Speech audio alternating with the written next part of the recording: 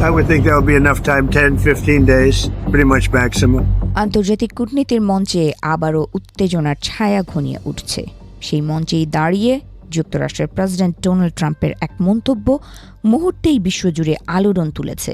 তিনি বললেন, ইরানের হাতে নাকি আর মাত্র 10 দিন সময় আছে একটি অর্থপূর্ণ চুক্তিতে পৌঁছানোর জন্য, না হলে সামনে অপেক্ষা করছে খুব খারাপ পরিণতি। ঘটনাটা শুরু হয় ওয়াশিংটন ডিসিতে আয়োজিত একটি নতুন আন্তর্জাতিক সম্মেলন বোর্ড অব পিস সামিটে। শান্তি নিয়ে আলোচনা করার কথা থাকলেও বক্তৃতার কেন্দ্রবিন্দু হয়ে ওঠে সম্ভাব্য সংঘাতের আশঙ্কা। ট্রাম্প তার বক্তব্যে দাবি করেন, গত বছরের যুক্তরাষ্ট্রের ইসরায়েল যৌথ হামলা না হলে মধ্যপ্রাচ্যে কোনো ধরনের স্থিতিশীলতা আসত না। তার ভাষায় ওই হামলাগুলোই নাকি গাজায় যুদ্ধবিরতির পথ খুলে দিয়েছে।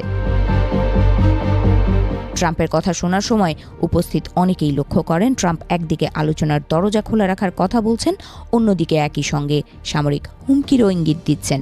তিনি বলেন, হয়তো আমরা একটি চুক্তিতে পৌঁছাবো, আবার হয়তো আমাদের আরও এক ধাপ এগোতে হবে। এই আরও এক ধাপ কথাটি আন্তর্জাতিক পর্যবেক্ষকদের মনে উদ্বেগ বাড়িয়ে দেয়।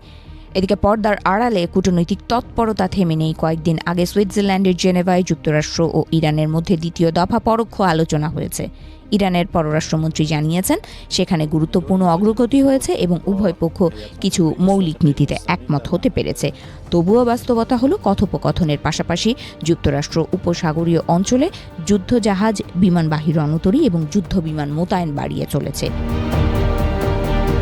ইরান দীর্ঘদিন ধরে দাবি করে আসছে, তারা পারমাণবিক অস্ত্র তৈরি করতে চায় না, বরং তারা ইউরেনিয়াম সমৃদ্ধকরণ সীমিত করা এবং আন্তর্জাতিক তদারকিতে রাখার বিষয়ে আলোচনা করতে প্রস্তুত। কিন্তু যুক্তরাষ্ট্রের অবস্থান আরও কঠোর। ওয়াশিংটন চায় ইরান পুরোপুরি সমৃদ্ধকরণ বন্ধ করুক এবং একই সঙ্গে তাদের ক্ষেপণাস্ত্র কর্মসূচির ওপরও নিয়ন্ত্রণ আরোপ করুক। এখানেই সবচেয়ে বড় অচলাবস্থা। তেহরান থেকে প্রতিক্রিয়াও এসেছে বেশ কড়া ভাষায়। দেশটির সর্বোচ্চ নেতা আয়াতুল্লাহ আলী খামেনি সামাজিক যোগাযোগ মাধ্যমে লিখেছেন, যুদ্ধজাহাজ যতই শক্তিশালী হোক, সেটিকে ডুবিয়ে দেওয়ার ক্ষমতাই আরও ভয়ঙ্কর। আর এই বক্তব্য স্পষ্টভাবে ইঙ্গিত দেয় যে ইরান কোনো চাপের কাছে সহজে নতি স্বীকার করবে না। বিশ্লেষকরা বলছেন, বর্তমান পরিস্থিতি এক অদ্ভুত দ্বৈত বাস্তবতার মধ্যে দাঁড়িয়ে আছে। একদিকে আলোচনার টেবিলে অগ্রগতির ইঙ্গিত, অন্যদিকে যুদ্ধের প্রস্তুতি। ফলে কেউই নিশ্চিত করে বলতে পারছে না শেষ পর্যন্ত পথ কোন দিকে মোড় নেবে। এই উত্তেজনার পেছনে রয়েছে দীর্ঘ ইতিহাস।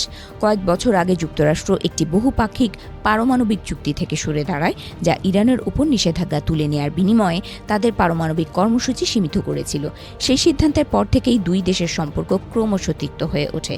এখন পরিস্থিতি এমন এক পর্যায়ে এসে দাঁড়িয়েছে, যেখানে প্রতিটি বক্তব্য, সামরিক পদক্ষেপ এবং কূটনৈতিক বৈঠক বিশ্ব রাজনীতির ভারসাম্যকে প্রভাবিত করছে। আগামী 10 দিন তাই শুধু দুই দেশের জন্য নয়, পুরো মধ্যপ্রাচ্য এবং বৈশ্বিক স্থিতিশীলতার জন্য গুরুত্বপূর্ণ সময় হিসেবে দেখা হচ্ছে।